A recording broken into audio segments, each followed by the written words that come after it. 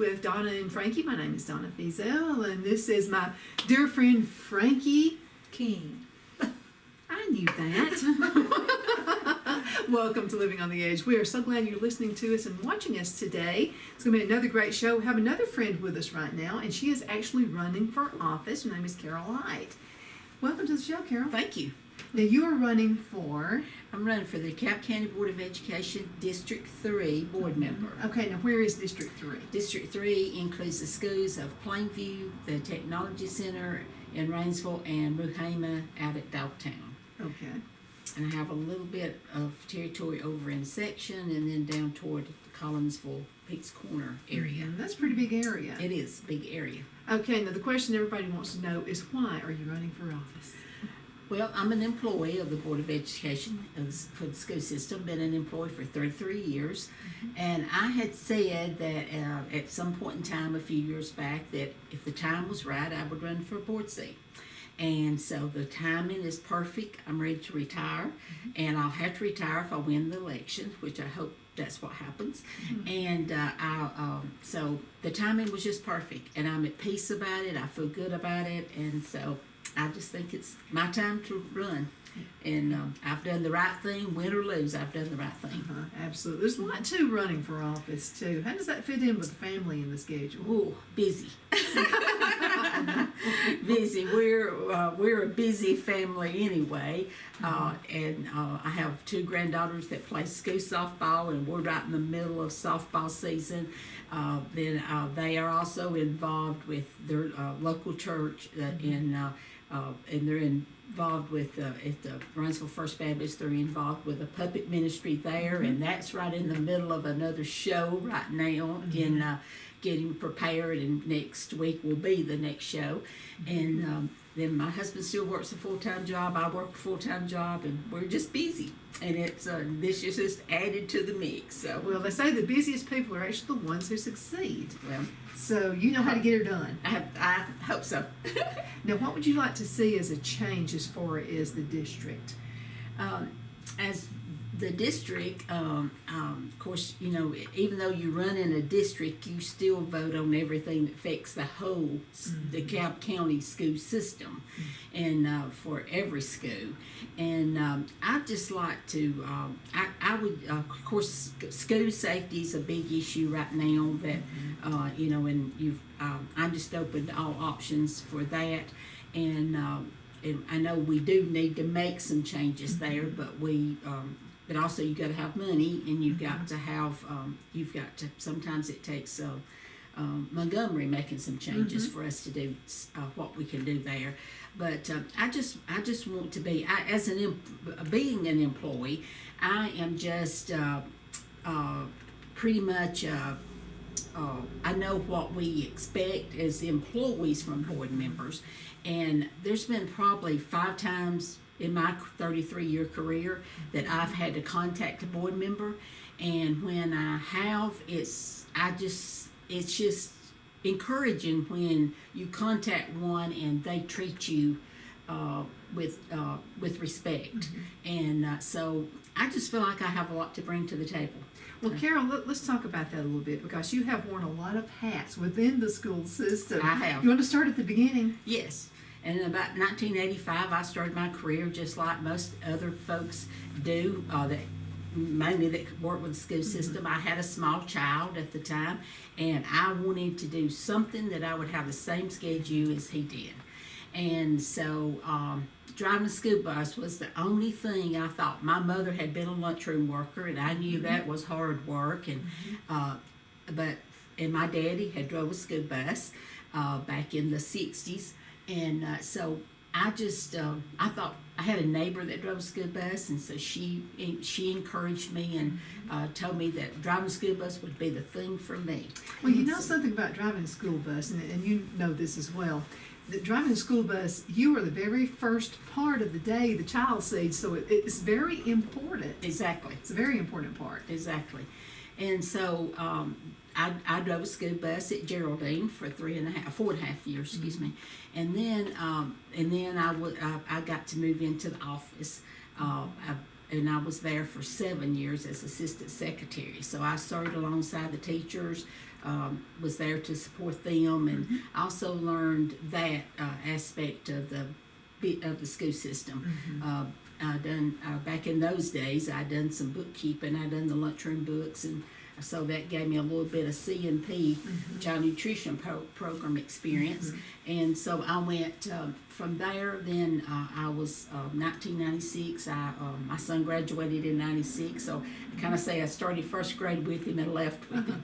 I got to move to the bus garage in Fort Payne, and I stayed there for 2 years. That was my first 12-month job. And if you're familiar with the school system, we have 9, 10, 11, 12-month jobs. So that was my first. I'd always been a 9-month employee, and that was my first 12-month job. And I stayed there for 2 years, and then the building maintenance department had never had a secretary, and the bond money in '98 come along, which was for reconstruction, new constructions and remodeling of school buildings. And so they had to be more accountable, because it was bond money from the state, that they had to have a secretary and had to be more accountable for their money. So I got the opportunity to move to the maintenance department and move to Rainsville. And moved my office to Rainsville, and so I took the opportunity, and that's where I've been for the last 20 years. Well, I'm sure you agree with this as well. When someone is starting a new position, it's great to know all of the jobs. So you've been in basically everything. Exactly. Right? I have, I know what it's like to be out in the school, and I know what it's like to. I work right now in the building maintenance department. We work with the contractors on new projects. We work with architects, and then we work day-to-day maintenance, where I like to say we keep the commodes flushed and the air conditioners running, and that's very the important. most important part. With as many as we have in the school system, that's very important. A big job. So it's so that's the day-to-day maintenance as well, and so it's I have a really good experience of what it's like for the whole the whole department. Yeah, the whole system. it sounds like you do. And now this school system has really grown by leaps and bounds too. Are we suffering any growing pains? Well, we do on the south end of the county. We always have our schools down there always need new classrooms. It seems like we're there for a while. We just could not keep up at all on the south end of the county with the building, but we have gotten where now it's slowed down just a little bit. But Is that the calm before the storm? yes. Okay. But we're always building new classrooms. It seems like we're always looking into building new classrooms. Absolutely. Frankie, you want to talk just for, I know folks have to be noticing our beautiful mugs here. And I think you have mine. Yeah, did we do that? Hey, wait a minute, we sure did. This one is mine, and this one is hers. And it's Miracle Pottery. Aren't these beautiful? They are. And they Very are. pretty. And a friend of ours actually has been on the show a couple of times. Yeah, we Belinda want to give a Miracle. big thank you. Absolutely. Thank you so much for doing this for us, Belinda. She made these for us. Those are pretty. Yeah, they are. I mean, but with her own hands. So, speaking of making with your own hands, I'm not going to let you out of here until you start talking about tech school. Okay. Those are the upcoming jobs. Exactly. We're trying to get folks trained for those jobs. Technology has really grown in the last few years in not only in DeKalb County but everywhere. It's just really right now. It's just one of the big things right now. Supply in the system. versus demand. So we've really got the jobs out there. We need folks trained. Yes, exactly. And we've Jonathan Phillips, who is the coordinator of the Air Technology Center. He does a very good job there, and he is looking, I'm always looking at new programs to start, and the thing about it is there's not room in the building they're in now. I don't know. I mean, really, the only thing to do is build up at this point. Exactly. I mean, because it's spread out. Yeah, and so they're really busting at the seams there, and so that's something that that needs to be looked at. But technology, career tech is the upcoming jobs for kids can go there to learn a trade, and they can. It's a good opportunity for a lot of kids because the college is not for everybody, and so that's a good opportunity for the kids who don't want to go to college. I know Frank and I have talked about this several times as far as tech jobs. You know, you got to get those folks trained. In a lot of cases, especially if it's a medical student, they can wind up with a 2-year degree before they're out of high school. Exactly. And that's all through tech training. Exactly. And I tell you a funny thing. This is kind of funny. I was from Rainsville area originally, and grew up and attended Plainview High School. And my husband Jimmy, he was from Geraldine. We were the first group that went to the technology center. We called it tech school in those days, but that we were the first group, and that's kind of really how we met, was at the school, because we both Tech school brought you. Said, listen, tech school brought them together. we both went in the afternoons, and that's kind of how we met. Well, And, what did you take at tech school? We had they had a business class, Okay. and that's in the days when you took You shorthand weren't and taking typing. welding or No. block laying? No, I bet you didn't do that. could, because there are jobs really that girls are beginning to takes do. that. Girls takes that now. Back in my day, they didn't. I'm not sure we had welding.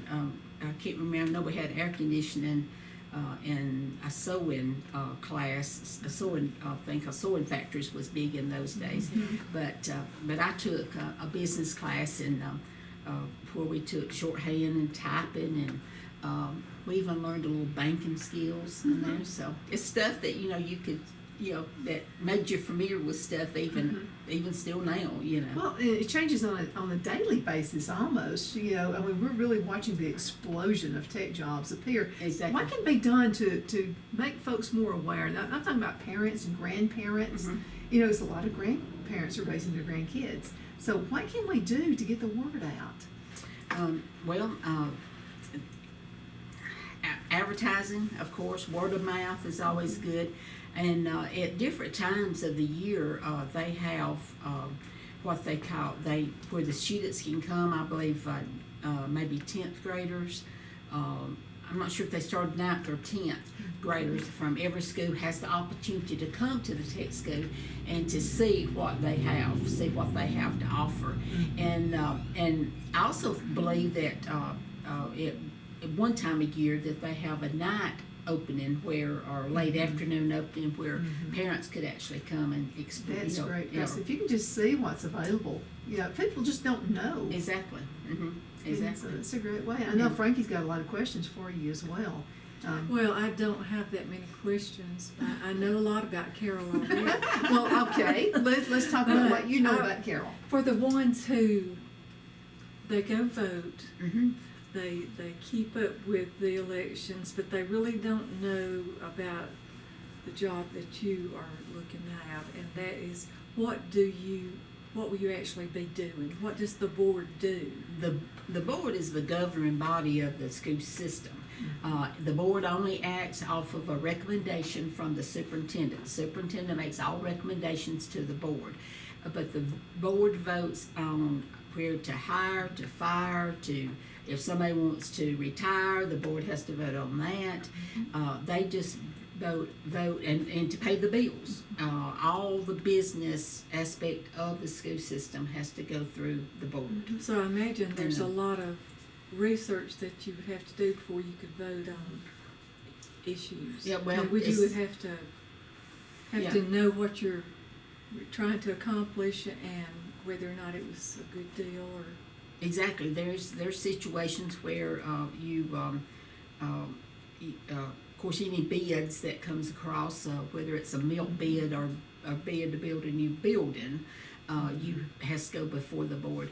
But yeah, there is some things that goes before that you need to know ahead of time that you could do research on and see what. So you would handle not only the personnel things that come up during the year and you vote on them at a certain time, but also financial things Exactly. as well. Exactly. Well, let's talk a little bit about, because there's a lot of problems with the schools, and all parents are concerned with school shootings and things like that. I'll make a vote. We bring paddling back to schools. I can say that now that I'm not in school. But really, discipline. It seems like there's a lack of discipline, and I know there are a lot of laws that affect that, and there are things you can't do that Oh, you you've would opened a like can to of be worms able now. to do. I need a 2-hour show for this one. Yeah. But I really believe that's the root of a lot of problems, and we took the prayer out of schools. Exactly. And so that's, it brings nothing but problems on. And we have, I believe discipline begins at home, and I think the school system has, a lot of the discipline has been left up to the school system. It's not like it was when we were all. You didn't want to get in Kids. trouble when I was a kid because your parents would get you when you got home. And my mom was at school with me, so she knew before we got home if I got in trouble. And I got in trouble again if I did. But we have so many cases where grandparents are raising kids. Right. It's just totally different than it was. 30, 40 years ago. Well, I like the grandmother. She found out her grandson was going to try to bomb a school or shoot kids or whatever. Did you hear that? It was on the world news. Oh, yeah, that grandma, she reported him. Yeah. Yeah, she said, I'd rather report him and see him in jail than to do something bad. Yeah. So the responsibility to me appears like starts at home. But no, we don't always have that. That's true. And then it's really not the teacher's job. Yeah. But a lot of it falls It on falls the on them, system. and then it appears like it's the teacher's fault when it's Yeah. not the teacher's fault. Exactly. And there's home life is totally different than it was several years ago. We have a lot of single parents. We have like I said, a lot of grandparents raising their grandchildren, and it's just a hard. It's just a hard time. Well, if there could be a way though where teachers are not spending so much of their time trying to discipline kids, where they could teach, because I know that takes a lot away from them. And I'm taking up for teachers on this because it's not their fault, but it's being laid in their lap. But is there anything? How many hours a day are they in school? That's it. See. And at home, you have a meal or you've got sports, and how much quality time do they actually get to spend with the parents? And then you have dysfunctional homes. Yeah. Exactly. So That's true. it's a hard situation to deal with. It is. But those are the people who are going to be building in our communities, who will be taking jobs in this area. So, it's like, which came first, the chicken or the egg? But somewhere you got to start, just to turn those things around. And it's a problem when you're trying to place jobs. These folks in jobs, is if they start getting into, they may have they can do it, they can have the hands-on experience, but the problem is keeping a job, because there can be a drug problem or, other problems associated with that. Got to be on time. Well, and things like just that a need to be lack of taught. responsibility. When I was 17 or 18 years old, I knew how to cook, how to clean, how to function totally as an adult, and I don't think it's that way now. Oh no, It's not being taught at home. it's true. Mm-hmm. It's And I think we've got to go back in order to go forward. We're going to have to go I back think so too. to values and principles like we grew up with. Well, how can that be taught in the schools? How can just principles, just be at work on time? So much is learned in the first Yeah, about 3 years of life. Yeah. it is. And if they've learned that in the first 3 years of life, it's really hard to go back and Well, and I'm going to tell you something, I know how it is happening, is the DeKalb County Technology Center with Jonathan Phillips, who's the director there. I know what they're doing. They're doing mock interviews. They're doing those things, which is awesome. It's just an awesome thing where they really don't, like our parents and grandparents would say, now when you meet somebody for the first time, you look them in the eyes and you shake their hand. That's not being taught, but that's what they're trying to teach at the DeKalb County Technology Center. That's true. And so that will be a huge help. And a lot of those kids' lives have never heard that before. So and most don't even know any common etiquette. How to actually go out and have a meal. I don't either when you can see what my lap looks like after I eat. Do you remember It's when all over the sides. when girls used to go to finishing school? You remember that? That used to be. I don't think I've heard of it, but I mean, yeah, I could have used some of that finishing school stuff. I really could have. Well, I had a sister, gratefully, that understood how to act, and she was very, very charming, and so she taught me a lot. But I was a tomboy, but I still knew how to act. Oh yeah, you know why? Because you knew there were consequences Mm-hmm. when you from your parents or your grandparents. You know, I didn't want my grandparents disappointed in me. Right. So, you know, there were things I just wouldn't do. So, but now getting back to what you're running for office for, and that's part of it is the discipline. I'd love to see that paddle brought back in, but it's probably not going to happen. But anyway, you know, I remember Mr. Lovern was our principal at school when I was in elementary school. Went to Friendship Elementary in Oxford, close to Cheehaw Acres out there, and he had a paddle. Of course, I never got a paddling from him, but I was still terrified. Mm-hmm.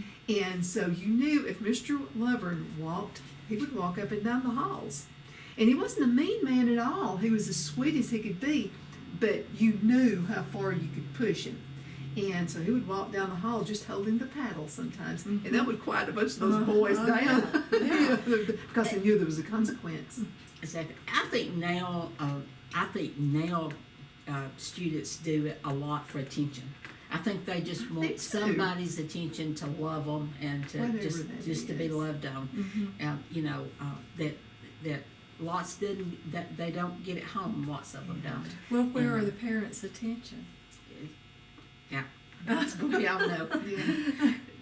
They're somewhere else besides most of them. Lots of them are somewhere else besides on their children. Right, and you know, we live in such a stressful time, and it's not that easy, even though we're supposed to have these conveniences that make life easy. Sometimes I think it makes it inconvenient. You know, Yeah. time, because most of the time both parents work, so That's true. That's a big problem.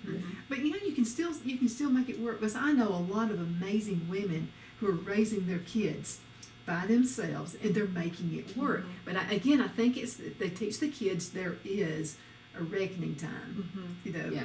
of course they have to wear all hats in the whole family. But I've seen a lot of amazing women make it work, and amazing men make it work as well. There's always Exactly. those exceptions. Exactly. Yeah. There's And lots also, of I think that teachers have such a great opportunity to be role models, because I still remember some of my teachers that had an effect on me. And so some way that we could inspire those teachers to do that. Well, don't you know they're tired though, and I'm not taking it for anybody. I'm just saying, at the end of the day, there's so many responsibilities, and the teachers are having to wear a lot of hats too. It takes a special person to be Yeah. a teacher. absolutely. And it's you know, but like a bus driver or a teacher, you know, lots of kids, that's the only kind words they get spoke to. I love You know, my bus driver. Yeah. I went to Geraldine High School, and Barbara Freeman was my bus driver. And this lady, do you know Miss Freeman? I don't think She I know. was amazing. And what she would do was she would spend some time with you. You know, we were the first ones on the bus, and we were the last ones off. It's just the way the bus route was. We lived close to her. And so we would come on the bus, and she would look at us, and she'd say, "Did you study for your test that's coming up today?" She would keep up with you. And she would say, before you would leave, though, she would say, before you went home that night, she would say, "Now, you have a test tonight or tomorrow?" And we would say, "Yes, ma'am." She'd say, "Now study real hard, okay?" So it was just hearing that from her.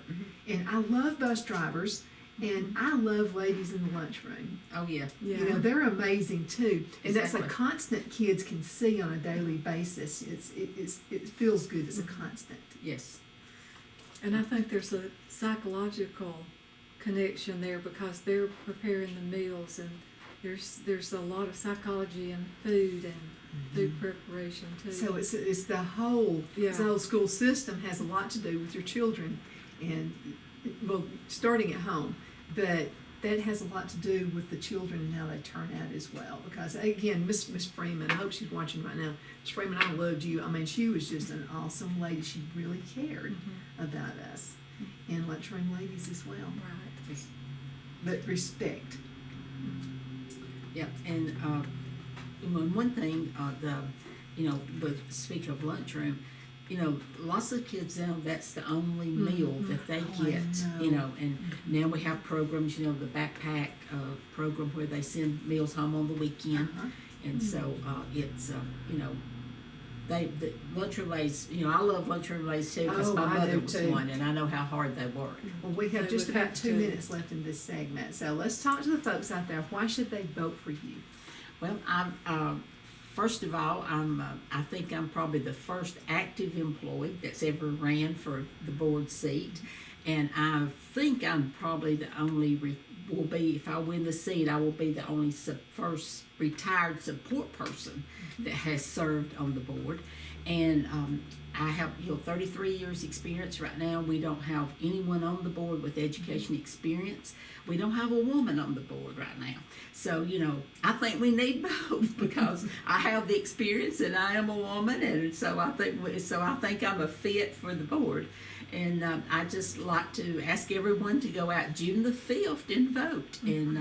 And just remember Carol Hiett for DeKalb County Board of Education, District 3. Absolutely, And yeah. by the way, this Hiett was also my name, but Carol is a hard worker. She's a very hard worker. I can say that I've been around her now for several years, and I think she'll do a wonderful job. I think you need to vote for her. Absolutely. Well, thank you so much for watching Living on the Edge with Frankie and Donna. We argue about the title all the time. She says Donna and Frankie. I I'm say the Frankie and sidekick. Donna. We're just glad to be here. Thank you, Carol, so much for being on the Well, show. thank y'all for having me on. It's It's a lot of fun to talk It's- with you. It it is. always is. And I wish you all the luck in the world. And so we're going to go ahead and call it a day. You can, by the way, Facebook.